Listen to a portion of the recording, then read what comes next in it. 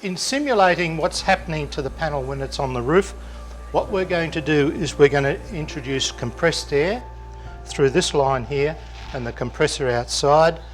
It is pumping air into a bladder under here, pushing the glass up.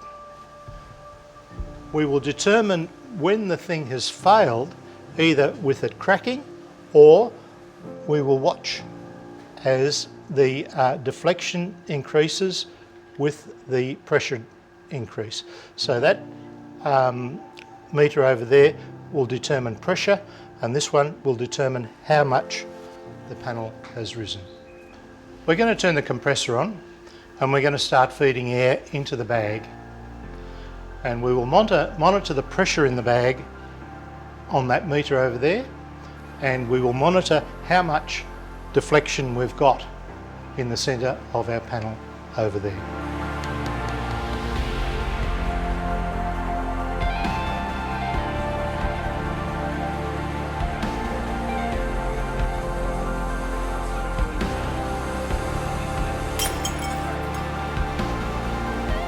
We've tested the panel. It came up with 6 kPa. The pressures that would be involved in Cyclone Tracy, this panel would have withstood those pressures. So we could turn around and safely say that this panel would have probably stayed on the roof had the roof stayed on the house. And as you saw from the tests, it went up to 6, and then the pressure stayed at 6 while the deflection kept on going up, which suggested to us something drastic was happening within this structure itself.